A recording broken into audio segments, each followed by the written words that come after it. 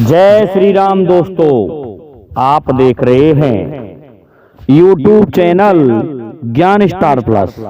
तो दोस्तों, आप सभी का हार्दिक स्वागत और अभिनंदन। दोस्तों देखिए, आज हमने आपके लिए बड़ा ही अद्भुत कमेंट चुना है और कमेंट चुना है हमने श्रीमान कृष्णपाल गोलिया जी का। देखिए, हमारे बहुत अच्छे सब्सक्राइबर, बहुत अच्छे कमेंटियर, अच्छी पहेली डालने वाले श्रीमान कृष्णपाल गोलिया जी ने आज भी बहुत अच्छी पहेली हमसे पूछी है और हम कोशिश करेंगे इस पहेली के उत्तर को खोजने की। देखिए दोस्तों, पहेली कुछ इस प्रकार से है। इन्होंने लिखा भी है, मैं इनका कमेंट पढ़ दूं कि गुरुजी प्रणाम, मेरे प्रश्न का उत्तर देने की कृपा करें। और प्रश्न में ये लिखा है, पवन पनी दही जमायो, पवन पनी दही जमायो, अग्नि को जाउन डार्यो, चंदा सूरज मथत मथनिया, हम सब माखन खायो। देखिए दोस्तों, इस पहेली का उत्तर हम देने जा रहे हैं और हम कोशिश कर रहे हैं, क्योंकि श्रीमान गोलिया जी का बहुत अच्छा कमेंट है कि चंदा सूरज मथत मथनिया, हम सब माखन खायो। दोस्तों, पवन पनी दही जमायो, अग्नि को जावन डारो, क्या अच्छी बात है। तो देखिए दोस्तों, चैनल को सब्सक्राइब कर दीजिए, साथ ही बेल आइकन को भी प्रेस कर दीजिए, जिससे कि आने वाले वीडियो का नोटिफिकेशन आपको मिलता रहे। दोस्तों, वीडियो को एंड तक देखें, तभी इसमें कुछ हाथ पल्ले पड़ सकता है। कुछ वीडियो आस्तिक है तो कुछ वीडियो नास्तिक है, तो कुछ वीडियो गूढ़ है तो कुछ वीडियो आध्यात्मिक है। तो पहले आध्यात्मिक सुनिए कि पवन पनी दही जमायो, अर्थात वायुदेव। वायुदेव क्या होता है? इस संसार में जो कोई जीव आता है, उस जीव के आने की व्यवस्था क्या होती है, या फिर जो भी सजीव अन्न आदि आता है, उसे आने की व्यवस्था क्या है? तो उसे आने की व्यवस्था यह होती है कि सबसे पहले तो वायुदेव द्वारा, और पानी को इस तरह से उठा लिया जाता है जैसे हम बादल देख रहे हैं ना, ये भी तो वायुदेव द्वारा उठाया गया पानी ही तो है। तो इसको उठा लिया जाता है, ये दही के रूप में, अर्थात दूध के रूप में शुद्ध जल उठाया जाता है समुद्र से।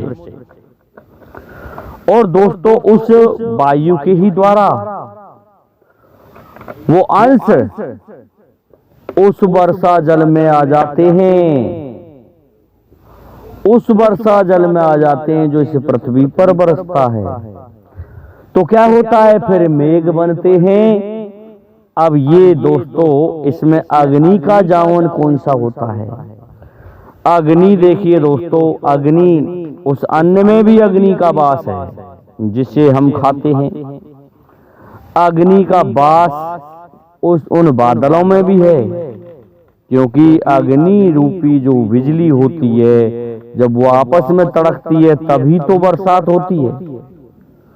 तो इस प्रकार से वो जमा हुआ जो पानी है, उसमें बिजली रूपी जामन दे दिया गया, अग्नि रूपी जामन दे दिया गया। और या फिर ऐसे समझ सकते हैं कि शकुंतला भर्तों में कालिदास जी ने लिखा है कि इस प्रकार से शकुंतला धारण किए हुए है जैसे सामी वृक्ष में जो अग्नि होती है। इस प्रकार का उदाहरण भी आप समझ सकते हैं। जीव के लिए समझो या अन्न के लिए समझो, तो कुल मिलाकर के इस तरह से वो बरसात हुई। बरसात होने पर बीजारोपण किया गया। वो बीजारोपण क्या हुआ? अग्नि ही होती है। और जब उसका बीजारोपण कर देते हैं, उसके पश्चात अब उसका मंथन कौन करता है? सूर्य और चंद्रमा। अर्थात इस संसार में जो भी कुछ पैदा हो रहा है, जीव जंतु सजीव निर्जीव कुछ भी है, वो सब सूर्य और चंद्रमा के द्वारा ही तो मथित है। क्योंकि सूर्य अपनी किरणों के द्वारा, चाहे वह जीव है, चाहे वह वृक्ष है, अन्न है, अपनी किरणों से ही तो उसे सुसज्जित करता है, उसे निरोग रखता है, उसमें वृद्धि करता है, उसे बढ़ाता है, और तब जाकर के ही तो वो वयस्क होता है। इसी प्रकार से चंद्रमा की शीतलता से ये संसार में जो प्राणी या जो हैं वो शीतलता प्राप्त करते हैं, और उस शीतलता से ही तो वो शीतल रहते हैं। तो एक प्रकार से चंद्रमा और सूर्य इस संसार को मथने लगे रहते हैं अपनी अपनी किरणों से।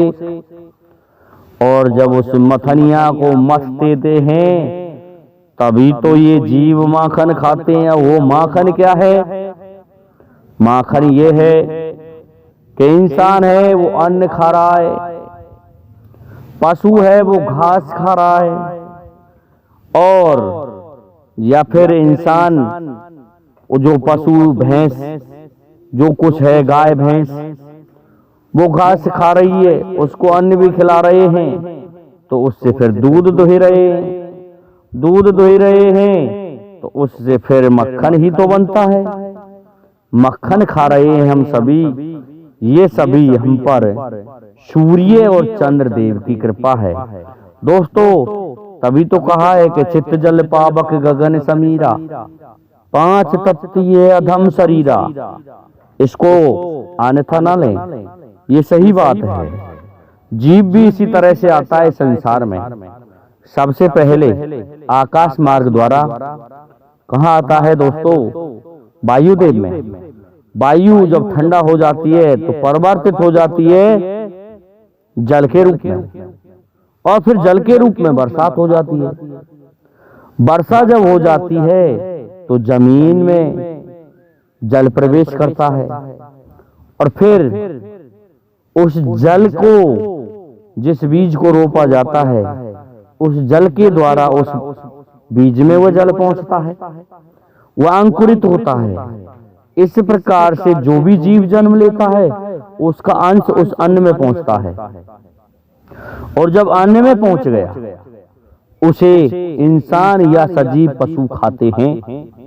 इस प्रकार से वह अंश उन सजीवों में पहुंच गया, और फिर उसके पश्चात स्त्री केसर पुंकेश्वर की तरह से उसे सींचा जाता है, और जब उसे सींचते हैं तब जाकर के फिर वो प्रक्रिया पूर्ण होने के पश्चात वो 11 माह तक या 9 माह तक जैसी अवधि होती है, 2.5 माह तक या 3 माह तक जैसी जिसकी अवधि होती है, वह बाहर आता है या बीज पक कर के तैयार हो जाता है। जैसे गेहूं का वृक्ष, गेहूं का पेड़ 3 या 4 महीने में पक के तैयार हो जाता है, और तब जाकर के हम उस मक्खन को खाते हैं, उस मक्खन को प्राप्त करते हैं। श्रीमान गोलिया जी, यदि आप इसे समुद्र मंथन पर लगाना चाहेंगे तो नहीं लगेगी, ये यहीं पर लगेगी। इसलिए तभी तो मैं कह रहा था कि कुछ तो आध्यात्मिक है और कुछ रहस्यात्मक है। इसलिए आपकी पहेली बड़ी अद्भुत है, और मैंने इसका उत्तर खोजने की फुल कोशिश की है। इसलिए मैं समझता हूं आप जहां तक है हमारे इस उत्तर से संतुष्ट हो गए होंगे। इसलिए अब आप सभी से मेरा निवेदन है कि आप हमारे इस वीडियो को लाइक, शेयर और सब्सक्राइब कीजिए। साथ ही बेल आइकन को भी प्रेस कर दीजिए, जिससे कि आने वाले वीडियो का नोटिफिकेशन आपको मिलता रहे। दोस्तों, जय हिंद, जय भारत, जय जय श्री राधे, जय जय श्री राम।